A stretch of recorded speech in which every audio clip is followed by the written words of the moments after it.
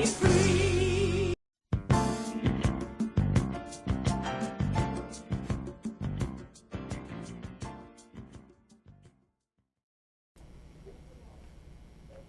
Good evening, everyone, and welcome to the show that highlights the greater woman behind the great man of God. I am so excited about tonight's show. In the first chair tonight, I bring to you the woman that is behind the man. That is Edwin Holmes from the Renaissance Missionary Baptist Church. Ladies and gentlemen, I present to you First Lady Shannon Holmes. Good evening. Good evening. Good evening. Good evening, Lady Shannon. Thank you so much for joining me. I know that you have a very busy schedule, and I just appreciate you making time to be on this show. Thank you for the invitation. Okay. Well, I know I've been waiting, so I'm just going to get right to it. I wanted to have this opportunity, if you don't mind, I would be remiss if I didn't thank Lady Sheila Cheeks from the New St. Peter's Missionary Baptist Church that was with us on last week. We had a wonderful conversation, and she left us a few, I call hat pin items, and I just wanted to share with everyone. We spoke about what is meant by come as you are. And Lady Cheek said that we have to get them in the door first. And once they begin to have a relationship with God, His Word will convict them and they will want to do better in their dress and in their presentation. But we have to get them in the church first. Lady Cheeks also spoke candidly about having the support of her husband in all that she does in the church. She also shared with us that she and Pastor Cheeks just celebrated 14 years of their wedding anniversary. And she stated that they had time to reflect. And they talked about reflections to see just how far God had brought them as a husband and wife, as a couple, and as a pastor and a first lady. That's three different things that they're reflecting on what God has brought them through. And I just want to thank Lady Sheila Cheeks for sharing that information with us. She also talked about her organization, the Three Noble Hands, which she so named after her grandchildren. And this is a foundation that supports teens that age out of foster care. Three Noble Hands provides food, clothing, training, and is currently awaiting monies for a structure to house these individuals. And again, if you're interested in helping Lady Cheeks and getting any of the clothes that she needs, please give us a call at 313-759-1568, and we will be happy to make sure that she gets your information. Okay, are we ready? Are we ready? Are we ready? Again, thank you so much for coming to the show. I want to take this time to talk. This is your camera right here. And I want you to talk to the camera about becoming Shannon Holmes. Talk to me about that. Becoming Shannon Holmes. And so just a little bit about my background. I'm from Lake Charles, Louisiana, born and reared. I moved to Michigan at the age of 23. I grew up in Lake Charles, Louisiana. I went to undergraduate school at Dillard University. And so my life is not the traditional life of what you would think becoming Shannon Holmes. Grew up in a family. My mom had 8 children. We lived in a 2.5 bedroom house. You do the math. With my mom. She was a single mother for pretty much all of my life. We never had another person as a father figure ever living in the house with us. Wow. And my mom, she ruled with an iron fist, but she ruled with the love of God. And we had nothing, but we had everything because we had God. And so even though we lived in the house that leaned to the side, and we had that car that sounded, the station wagon that sounded like a helicopter, even though, our clothes were hand-me-downs, and because she worked in other people's houses, cooking and cleaning and taking care of their children, that was one of her 3 jobs that she had to take care of her kids. We felt that we were rich. We felt that we were important because my mom poured into us that she loved us, that she cared about us. May not have been the best roof, but we had a roof over our heads. May not have been the best clothes, but we were ironed, we were clean, and we were taught manners. We were taught humility. We yes ma'amed and no ma'amed ourselves to death. Yes. And my mom was a disciplinarian. Wow. And 3 things she always said that you were going to get. You were going to get Jesus, you were going to get your education, and you were going to respect her. Wow. And those were the 3 principles that she lived by. And so as I developed becoming Shannon Holmes, Those are three principles that I always, I mean, I've done a lot of things, so I've not been perfect. Of course. I went away to school. I had a really good time in New Orleans, Louisiana. Thank God for grace, Yes. for mercy, Yes. for his covering, Yes. keeping power, Yes. and a praying mother. Yes. And so went to New Orleans and had a good time and left college with a degree, but with a baby also.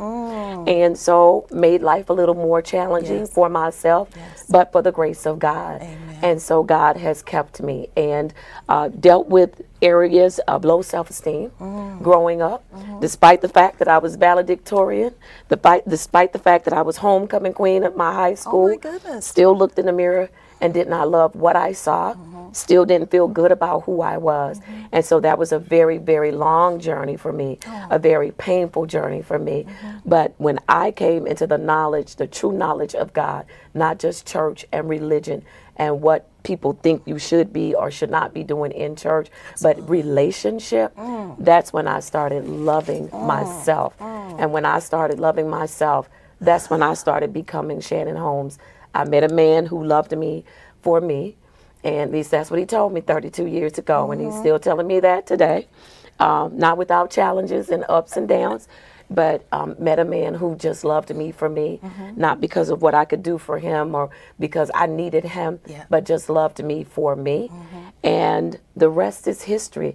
And God used that relationship to draw me closer. I was already in the church, already in love with God, already in love with His Word, already serving. So when I met my husband, I didn't even know he was a minister, first of all, because I wouldn't have married a minister. Understood. Understood. But Understood. I didn't know he was a minister, and it was just a good fit because we both love people and we both love serving God's people. And so that's where it all started. Wow. Well, you've jumped ahead into all of the conversations that I actually wanted to have. And one of the things you said that I really love, and everyone that has sat in this seat has shared a very similar story about their upbringing, about mom being the only one in the house, Yes. About mom being the disciplinarian, about mom taking us to church and setting examples for us. So this is a Absolutely. good segue to two of the questions that I wanted to ask you. This past Sunday, we celebrated Mother's Day. Yes. So I know that every church in the city spoke about a mother. I want you to tell me, what was the message on Sunday for our mothers? So the message on Sunday for our mothers was the pastor went back to Genesis about how God strategically made us and that we are the ones that carry the promise. Because remember, the story of Jesus was foretold all the way back in Genesis about bruising the heel, bruising his head, enmity between the enemy and the woman, right? And so he talked about that and just broke it down in a way that was amazing. He gave points about Eve, things that Eve was the first. Because you know how sometimes we feel like we're the only ones? Yes. And so the points that stuck out for me was that Eve was the first woman to come out of a man, to not be born of another woman. Right. So she was the first. Wow. She was the first woman to be the mother of a murderer and to have a murdered child. Wow. She was the first woman.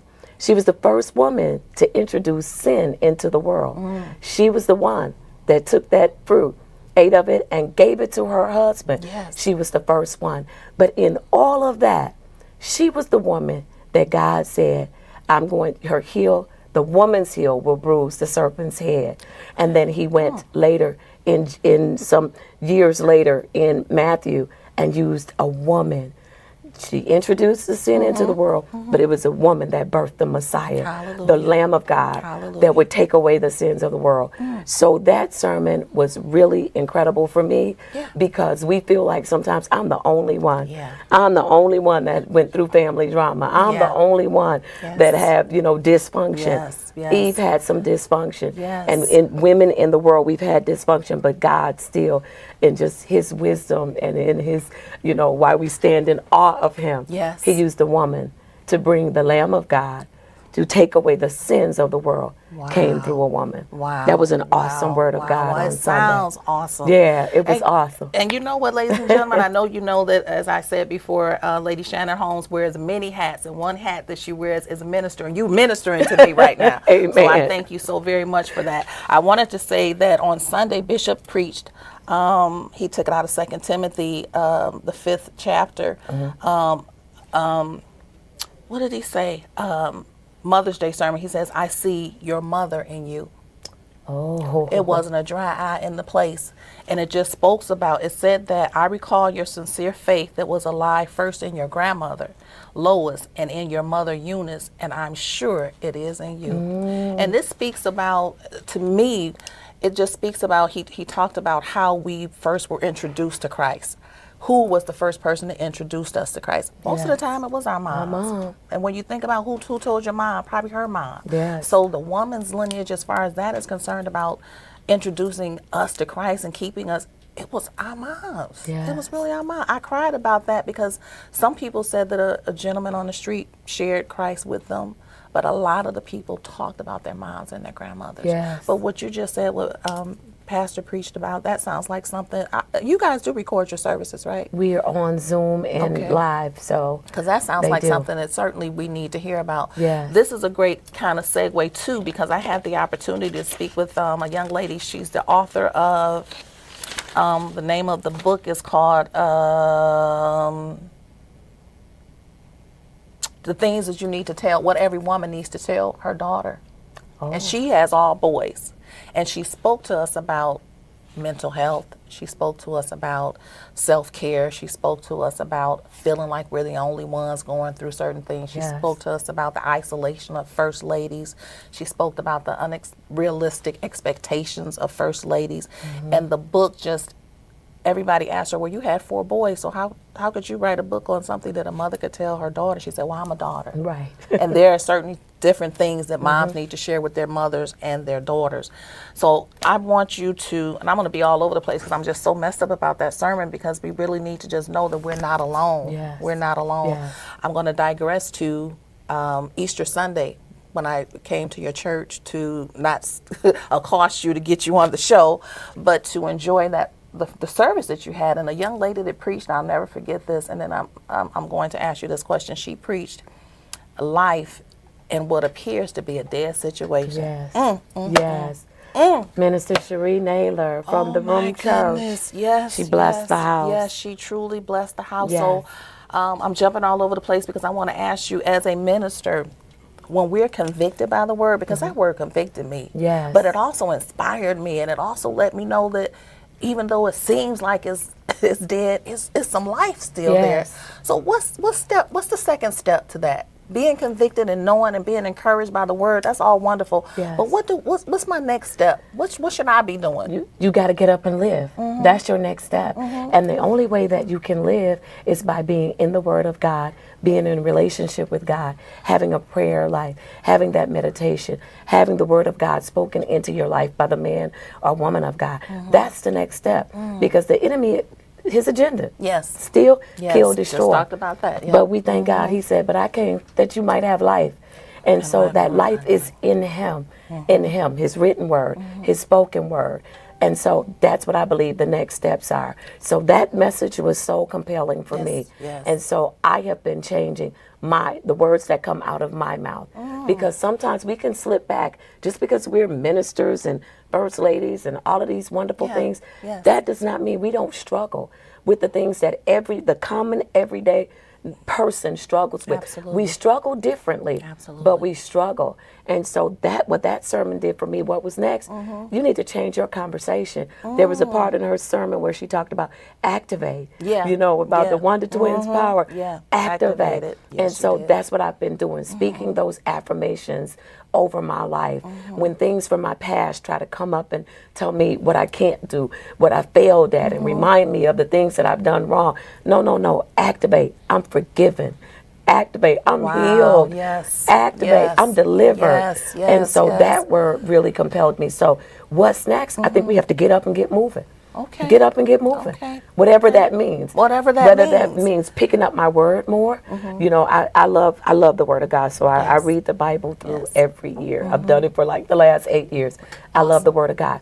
There's a difference between reading it, believing it, and living it. Yes, yes, yes it is. So for Yes, me, it is. that's my next. Yes, it I can is. preach and tell you all day how to, you know, deal with troubled kids and addiction and this, that, and the other. But sometimes it's difficult for me to apply it to myself. Absolutely. To use it for myself, because I'm Absolutely. always giving and pouring and helping. Yeah. And then when it comes to me, I'm like, not that I don't believe, it's just I don't have nothing left. I And understand. so for me, my what's next is no. You can't just preach it, and you can't just share it with other people.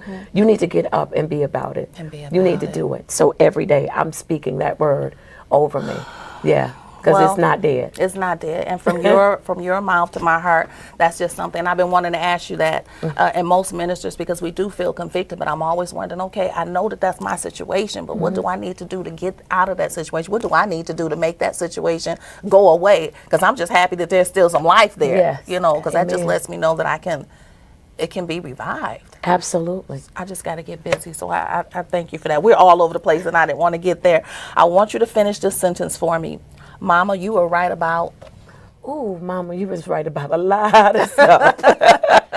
Mama, you were right about, oh my God, a lot of stuff. You were right about my value, my self-worth. You were right about the things that were flaws in my life that you told me if I did not allow God to heal me in those places, that I would never be able to soar as high as God intended for me to soar. She was right about that. Wow. My mom was right about a lot of stuff. Ooh. Why do you think it is that we, I don't know, as kids, are we just rebellious, or Mama, you think you know everything, but it isn't until we become older and maybe have kids that we reflect upon, Mama, you were absolutely right. Yes. Why is Yes. that? We don't want to hear it at the time? What? I think we just think we know everything, you know, as young adults, and, you know, we see the world through young adult eyes. Yeah. Folks that haven't been anywhere. My mom used to say, until you've gone somewhere, paid some bills, and have a place in your name, stop talking to me. Amen. Because I always Right. wanted to think I knew so much. Absolutely. But, you know, that's a good question. She was right about a lot of things. She was right about, you know, I used to be so judgmental, especially as a young adult. And this one comes to mind. You know, I was so judgmental. You know, I'd see things and it's like, why did you have 8 kids? And you know we in the ghetto. So why did you do this? And, you know, you the one did that. I was very judgmental with my mom. Wow. And she used to say to me, keep living. Keep Yep. living. Yep. Keep living. Yep. And I used to hate when she said that, because I'm like, I'm going to keep living, but I'm not going to do the stuff that y'all did. you know, I'm going to keep living, but I'm going to do this different.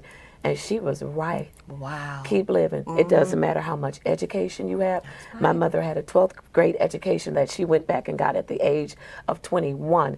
And by the time she was 21, she had 4.5 kids. Wow. Okay? But doesn't matter about your education, Right. where you grow up. Right. Keep living.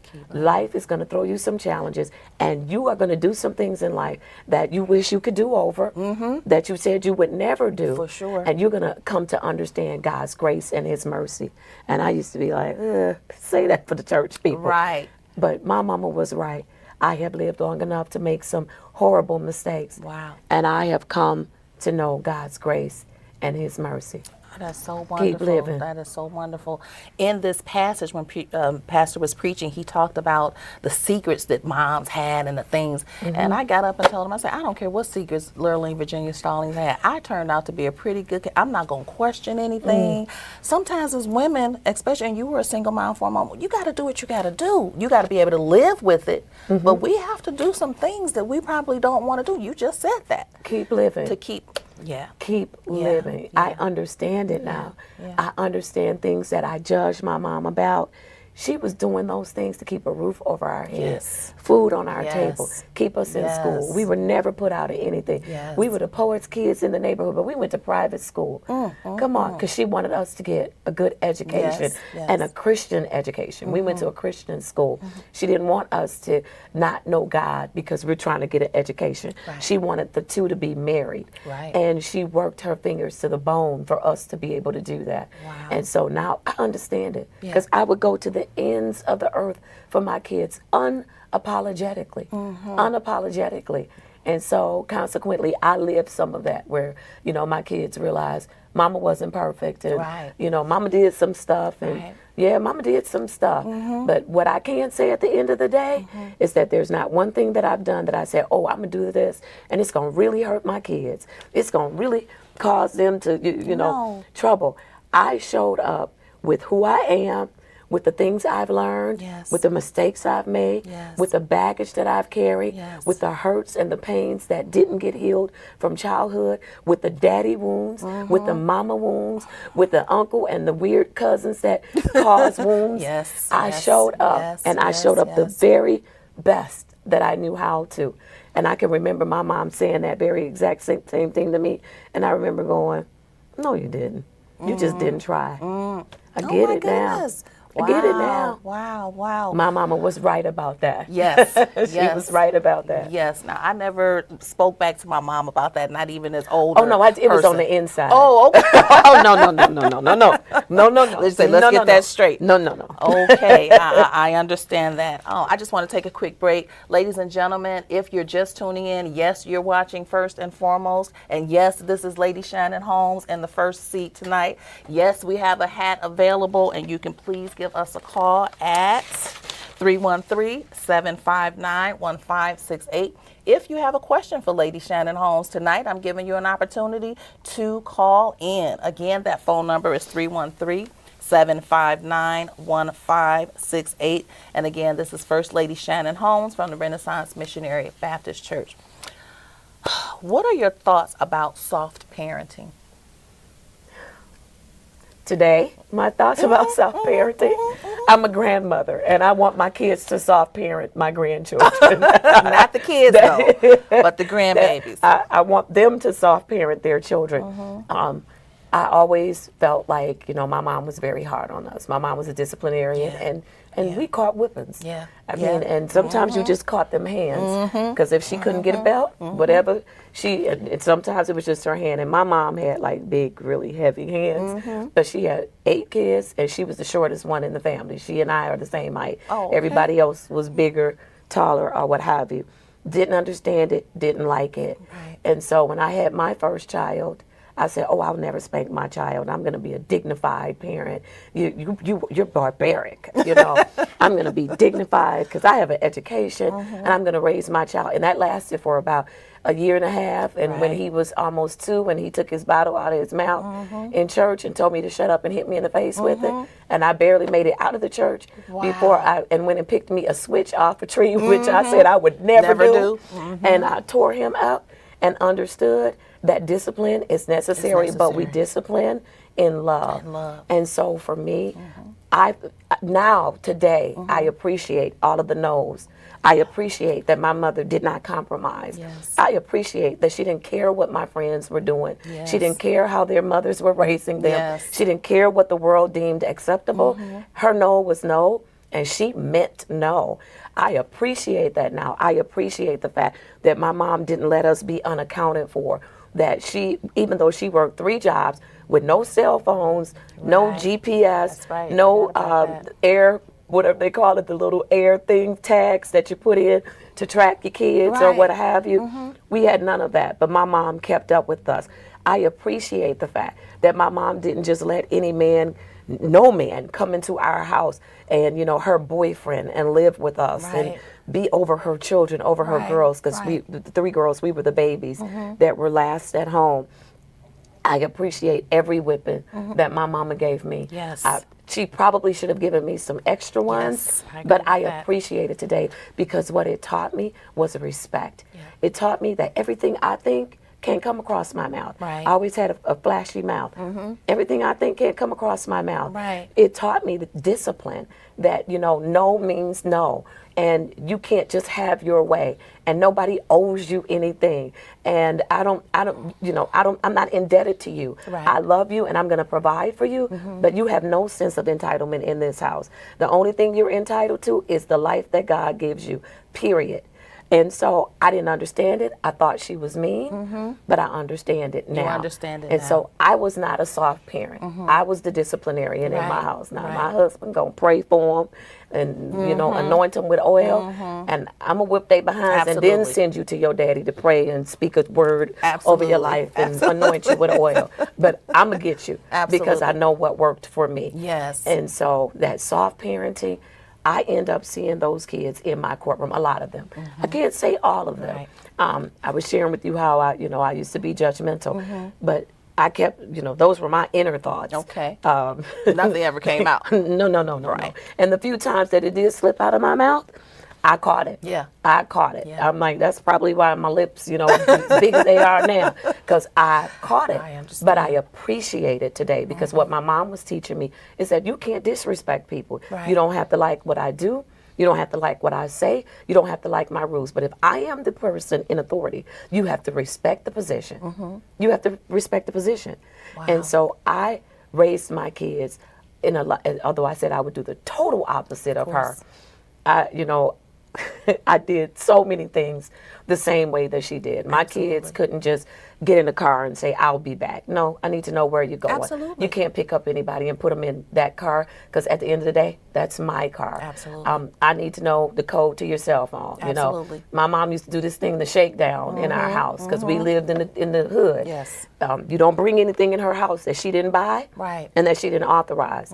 And so now, some 25, 30 years later, You're still I used to doing do the the same shakedown with my kids. They're all grown now. But I used to do the shakedown with them. Yeah. And my oldest son will tell you, he brought these 2 pencils home one time that he found at school. And he will tell you, I almost lost my life. But it taught him Yeah. about you don't find anything because that's how stealing and tendencies start. That's true. You're bringing things home that you found. Very true. And so I find myself so much of my mother when it comes to disciplining my children. Yeah. And now my kids, they criticize me just like I did my mom. She's mean and she's hard and she doesn't listen.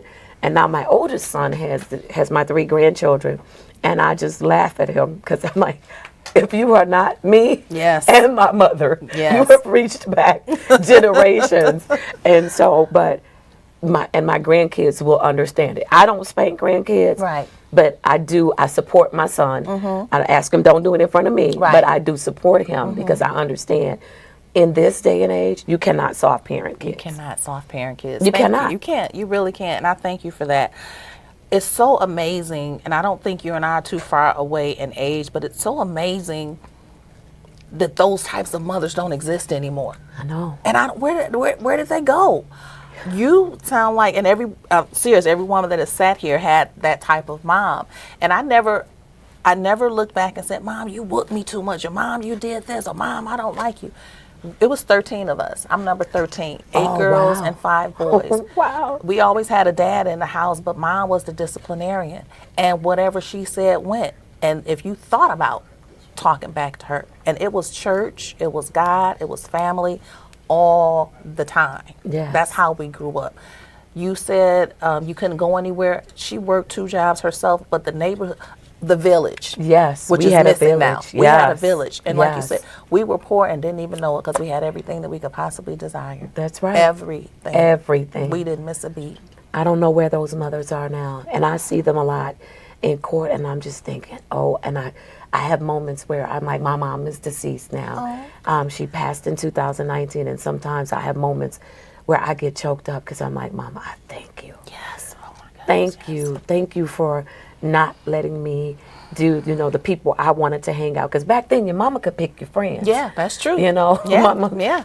You're not hanging out with so-and-so. That's true. No explanation, no apology, and you better not even ask why. Right. Right. And it wasn't until I got grown or I got older and I'm like, oh, wow. Mama could see what I couldn't see. Absolutely. Mama knew what I didn't know. And so I don't know where those mothers are now. But we're paying for it. We're definitely paying for it. We're definitely I mean, and paying the whole for it. society is paying for it as well. What do you think is the most important thing that a mother can tell her daughter? Of all the things that your mom shared with you, and I know you shared those 3 points, what is the most important thing, especially in 2025 with everything that's going on, social media, transgenders, and I don't have any issues with that, but I'm going to share this with you. My daughter asked me just the other day, she said, Mommy, she's 11. She said, Mommy, what would you say if I was transgender? What would you tell me? And I was taken aback because she's 11 years old. Right. But these are conversations that they're having in school. Yes. And it kind of broke my heart a little bit. And I'm going to tell you exactly what I said. I said, first, I'm going to take you to the doctor. You're going to go see a psychiatrist, a psychotherapist first, because I don't want this to be the flavor of the month. Because some parents, you're trans, okay, let me go get your clothes, let me do the, no, we're going to work it out. Right. Then we're going to go to a pastor or a bishop, not Lawrence James London, not him, because he loves you too much. I don't want you to pacify. I want to find out if it's something. Then I'm going to take you to the gynecologist. I want to take you through all these steps just to make sure it's nothing wrong with you. I don't want it to just be, well, somebody at school told me. No, I want you to make and that's not even a decision that you make, right? It's a feeling that you have. Right. And she's 11. 11. And this is the kind of conversation that they're having at school. And she felt it important to ask me that. I'm glad she felt that she was safe to ask you. Yeah, and I told her I want to have that kind of relationship with her. I'm not going to be a soft parent. London and I, my husband, Bishop Lawrence James London, sometimes clash when it comes to raising a child. And I told him when we got together, I said, I can only raise Diamond the way I was. I don't know any other way. I can't be somebody that I don't know. This is how Lurleen raised me. I turned out pretty good, so this is how I'm going to raise Diamond. There you go. Yeah, and so like you said, if you want to pray and lay hands on her, do it after I spank her booty. Right. Because she's going to get that She's going to first. get that first. Oh my goodness, it's just so much to talk about. But as we talk about that age group, I was talking with the young lady that wrote this book, and tell me about the most important thing that you can tell your daughter. The most important thing that I could tell my daughter is that I love you, period. Period. I don't want you looking for approval from the rest of the world. There's nothing so bad that you could do that I won't love you. You can't go too far or too low that I won't love you, because love covers everything. Yes, it does. It covers everything. Yes, it does. And that's biblical. Yes, but it does. it's true. Yes, it does. It covers a multitude of sin. It covers does. a multitude of faults. And so that way you'll have that security in me. You don't have to go out into the world and let them tell you, oh, you've messed up. You might as well just jump in deep and throw, caution to the wind, like you said, flavor of the day. Yes. That's just the flavor of the day. And so that's what I would tell my daughter. I love you, period. You are loved, period. Wow. Doesn't matter what color your hair is. Doesn't matter how many piercing tattoos. Yes. I love you, period. And love covers everything. There's nothing you can do, say, nowhere you could go where love can't find you and love won't cover you. I love that. Period. Her name is Tracy McCall. Tracy, I'm going to have you on the show. I haven't read your book. I appreciate you giving me the book, but what you just said was profound. So you need to find a space in your book, a chapter, and say that, because I believe that. I think if we can love our kids to life. Absolutely. And I think that's what is missing. It is. It's from us loving them to life, and then the church should be in a safe space. And then the church should be a safe space. To love them and to cover everything. Yeah. Let love cover everything. Yeah. Yeah. Yep. That's a great transition, because I've always wanted to talk about, Tracy talked about, what did she say? A relationship and church. She said it's a difference, because when you're busy, especially first ladies, I'm on the singing committee, I'm on this committee, I'm on that committee, I'm on this committee. That's church. You need to have the relationship. That's right. And if you have the relationship, because all that church stuff don't even matter. There you go. It's got to be your personal relationship with God. Yes. Absolutely. I never understood when pastor would say the people in the church are going to bust hell wide open, because you're too busy churching and not enough relationship. Yes. And I didn't even understand that for a moment. So Because right. as a first lady, I got caught up in that. And even though London, I had a conversation about what the expectations were of me, it turned out, well, I need you to be this. I need you to do this. I need you to do that. I need you to do this. And it became almost like you said, I don't want this job anymore. Yeah. I didn't have those expectations. We talked about that, but now you're asking me to do a whole lot more than we discussed. Yes. Yeah, so I'm bowing out gracefully. So I want to talk about some First Lady stuff. What brings Lady Shannon joy? First of all, seeing souls being saved, seeing families being healed. Yes. That brings me joy. Being able to put back together something that looked like it could not be repaired. Yeah. That brings me joy. Yeah. Now, I love to laugh, and I can be real silly, and I love to shop. That brings me joy. Yes. But when on the spiritual, and I marry the two because I'm not Shannon Church, Shannon Right. work, Shannon home. I'm Shannon, and so that really does bring me joy when I can see somebody whose life, somebody. My mom always said this: you always go for the underdog. Even as a kid, Yeah. I'm gonna go play with the kid that nobody else wants to play with. Yes. I'm gonna play with the kid who stinks or Yeah. what have you. I'm gonna hang out with the person Yes. that's the weirdo. And she's like, you're always going for the underdog. And I think that that's what brings me joy, to be able to help somebody who everybody else is cast aside. Wow. Everybody else has said, put an X or said, no, not them. I want to be the one to say, yeah, that's you. I want you. I love that. And so that brings me joy. I love that. It does. It brings me joy. Good. Yes. Good, because I know you need that, especially with everything that's going on. Not just your other hat that you wear, but just being a first lady and a mother. That's a lot. Yes. That's always a lot. Ladies and gentlemen, I thank you so much for tuning in today. I just wanted to take this opportunity to say, yes, you are looking at First and Foremost, and believe it or not, this is First Lady Shannon Holmes. She wears many hats, but as I said in my commercial, the only one that I'm concerned about is her First Lady role, and it seems like you're doing a fantastic job. How do you decompress from balancing your life? How do I decompress? I'm doing a better job. I'm being intentional. That's been my word for the last 2 or 3 years. Just being intentional. I'm learning how to say no, and to mean it, Good. and not change my mind. No means no. Yes. I'm learning how to, I'm mastering listening for God's yes and not my yes, based on feelings, based on other people's expectations of me. Yes. And so my decompression is, I'm real simplistic. I like to be at home, put on Netflix, watch something really silly with no thought that's funny. I like what I call clean, wholesome television, where, there are no innuendos or anything like that. That's my wind down. And so, but saying no and meaning it. Yeah, And for that's sure. been a big thing for me, because I grew up trying to be a people pleaser, Yeah, wanting to yeah. be accepted, wanting Yeah. people to like me, wanting people to embrace me. And I'm just in that place in life.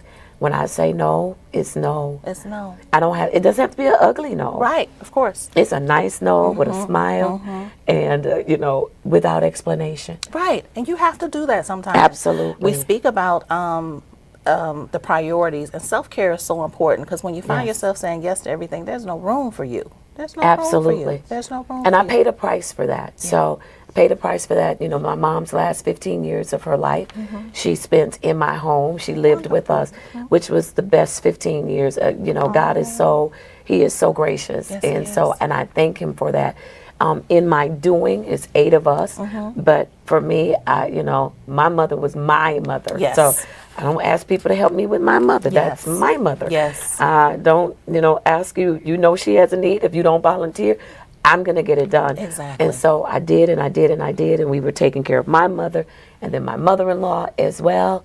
And then when my mom passed, 2 weeks after my mom passed, I lost my hearing in my right ear. Oh my goodness. And it started a cycle in my life that I didn't wish on anyone. Because trying to find out, the hardest part was trying to find out what happened. Right. And then having to ask God, okay, in my right ear. Oh my goodness. And it started a cycle in my life that I didn't wish on anyone. because trying to find out, the hardest part was trying to find out what happened, Right. and then having to ask God, okay, they're saying it's lupus, but God, I don't believe I have lupus. Right. And then I've got to stand and confront doctors and say, I'm not taking medicine because it's not Yes. lupus.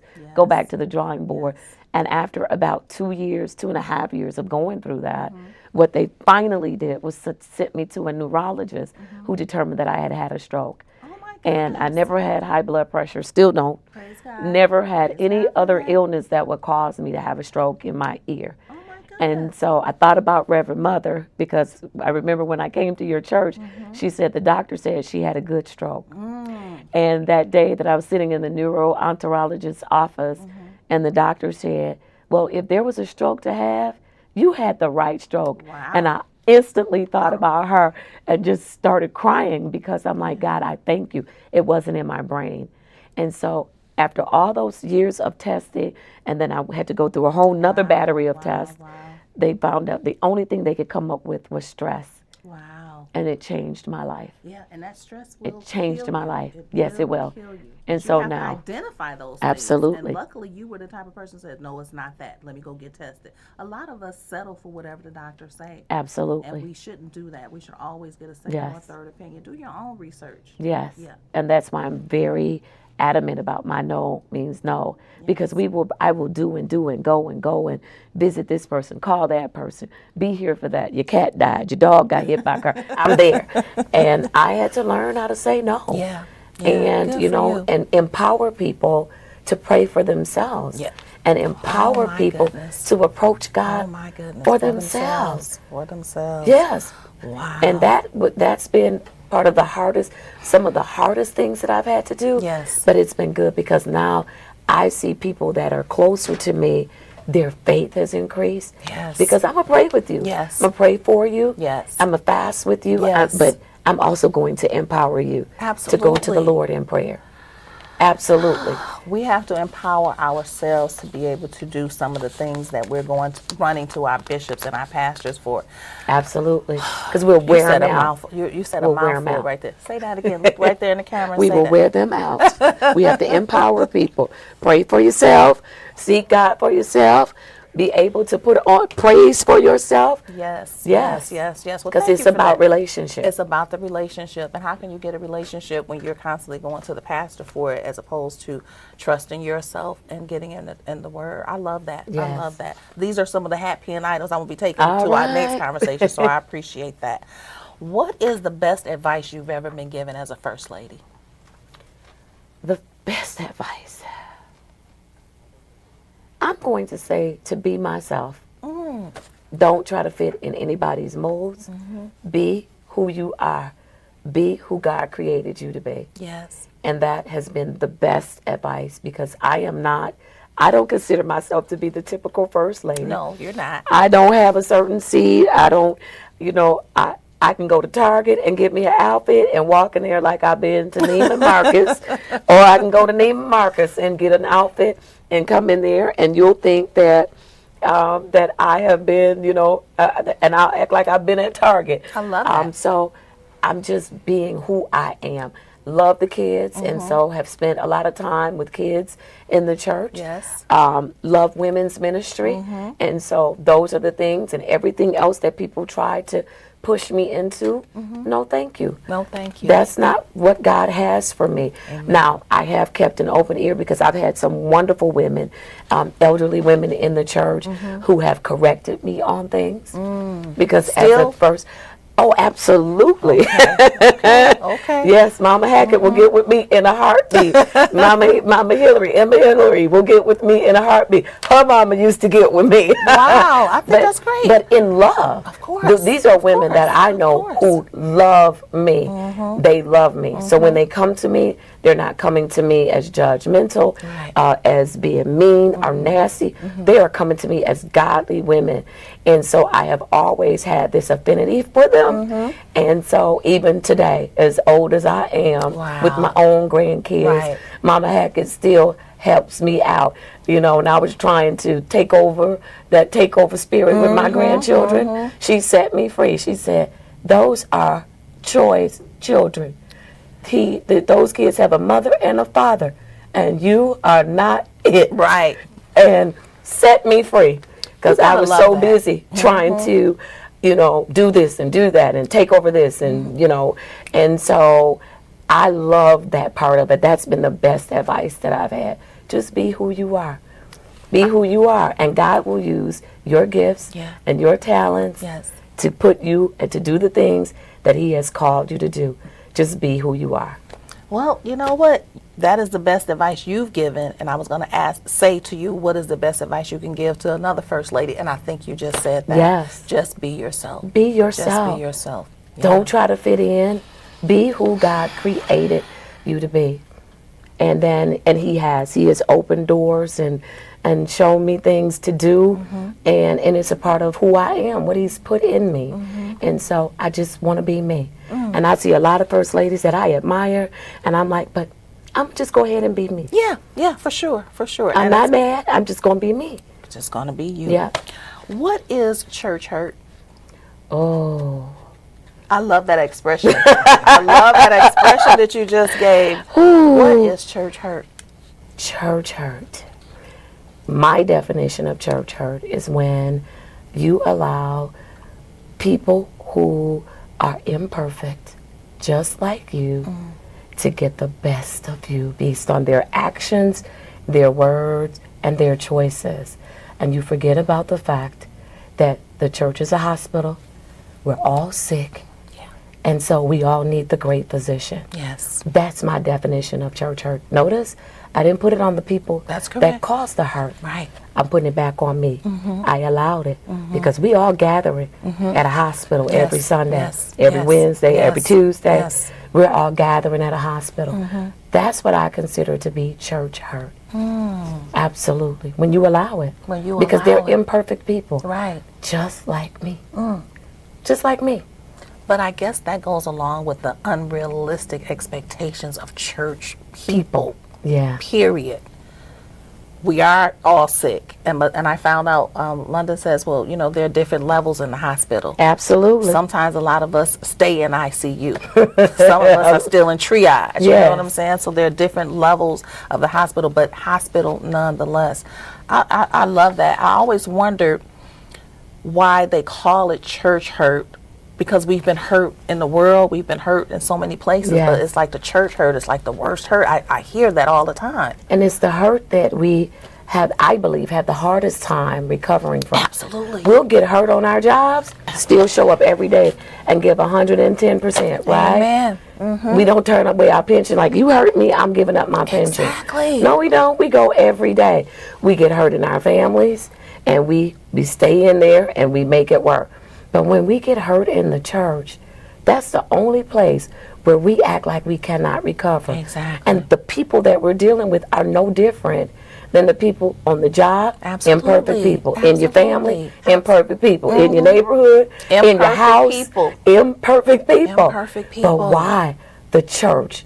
That's the one we'll walk away from God. Yeah. We'll walk away from the calling that He has on our life. Yes. We'll walk away from ministry. Yes. We'll quit. Yes. That's the only place that we quit. I tell my team every day when I'm leaving work, I quit today. I'm not coming back to I quit every day. I quit. I promise you, I quit every day. And then I come in the morning and they say, you came back. And I'm like, yeah, I decided to come back. I need a paycheck. I was going to say, I need the paycheck. I need a paycheck. I need a paycheck. That has always really bothered me because we have a youth group that's doing church on the street, and that is that age group that's missing because a lot of them said church hurt. Yeah. And I tried to define that again because, like you said, you get hurt at work, you get hurt with your family, and you stick and stay. There you go. We get over it. You'll get over it, but you cannot get over the church hurt, and that bothers me. But I think you said it so eloquently. Again, one of my pens that I'm going to take from you on the next week. I wanted to jump right into something very quickly because I know our time is coming to an end, and I know you can't believe that an hour has almost been up. Has it been an hour? Almost up, and this is something that I wanted to talk to you about. Okay. I have always thought that you and your husband were just a beautiful couple, just a beautiful couple.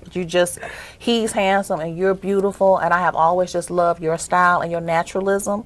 I've always loved that from the very first time that you and I met, and I was like, this is not a typical first lady. In my mind, I just said that, and I said, I just love her. It just seems like you're just you. Yeah, that's the same way I feel about Unapologetically you. you. Is it really? Oh, absolutely. I'm just trying to, Yes. I can only be who I am. Yes. And I remember the first time I met you, you were just, this is me. And I'm like, oh, that's my kind of girl right there. Yes. And I think as women, that's something that we need to really to talk about. You can only be yourself. That's it. Because at the end of the day, when you take all of this off and all of that and all of that, you're looking at a stranger in the mirror. That's right. And that's not what you want to see. You That's want to right. know every aspect of Shannon, head to toe. The That's right, it. the wrong, the hard, the good, the bad. Yes. And it's hard to define ourselves as that when you're trying so hard to be something that you're not. That's right. And I think, again, in our first lady roles, there are so many unrealistic expectations in that role.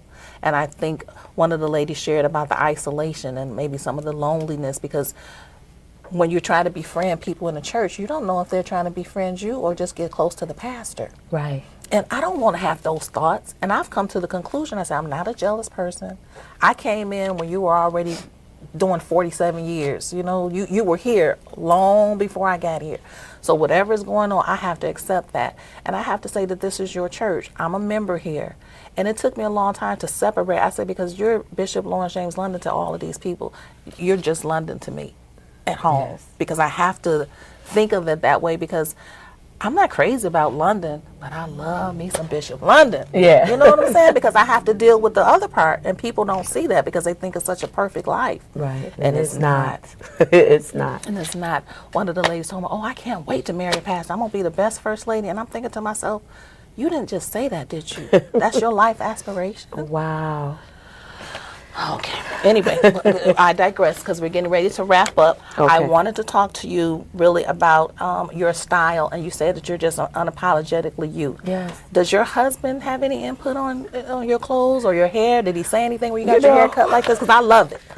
I want to do something like that. So I'm like, okay, what is London going to say? But I told him, I said, I don't say nothing about yours, so you don't say nothing about mine. So anyway, I it's love between it. me and you. Listen, he just lets me be me. Okay. We have this rule. If I have to ask him, is this too tight or is this too short, then if you It have is. to ask, take it off. And that's kind of been the rule for the last 30 years. Like, if you have to ask me, then you already know something is wrong. already So let's not even go there. Just take it off. And so he just embraces. When I shaved one side of my hair, I'm like, listen, I want to let the relaxer go. And so, but I want to look cute while I'm going through the process. He's like, go for it. Oh, And that's so he doesn't give me a lot of pushback on pretty much anything, as long as, you know, I always would remember I'm raising a daughter. So what she sees me do, she will do. Yeah. So I can't go out with my clothes, you know, revealing and all of that, because I'm raising a daughter. Yes. And so, because I was young, Yeah. 23 as a mother, that's young. young. I'm 21 when I had my son. Wow. And so, you know, I was young. You was out I there. still had some growing up to do, but always kept in the back of my mind. And so, you know, I'm kind of old fashioned that way. like You know, that. I even at 21, he's like, I remember we didn't even know how old he's 8 years older than me. We didn't even know that until we went to get our marriage license. Wow. Because I had so many old fashioned ways. I'm there And with so, you. yeah, he doesn't push back. That's just the rule, though. So when I go in and I'm like, do you think? Never mind. Right. Just go and put something else on. Yeah. I absolutely love that. Ladies and gentlemen, this is our time. I have enjoyed my conversation with you. And you know what? I'm glad that you and I had this opportunity to have this kind of conversation, because really the platform for First and Foremost is an opportunity for us as First Ladies to be seen, heard, and in some cases understood. But really just a platform for us to get to know the women who are taking care of our bishops, our pastors, and our leaders. And you are a beautiful woman inside and out, and I just love you. I love you too. And I thank you so much for taking the time out to come to the show. Yes, I was so excited about today, and I've had some very special guests on the show. But today was really special for me because I know how busy you are, so I thank you. Ladies and gentlemen, again in the first seat, First Lady Shannon Holmes from the Renaissance Baptist Church, and I am your host, First Lady Lakeitha, and it has been a pleasure. So until later, next Tuesday, take care and God bless. God bless. Awesome.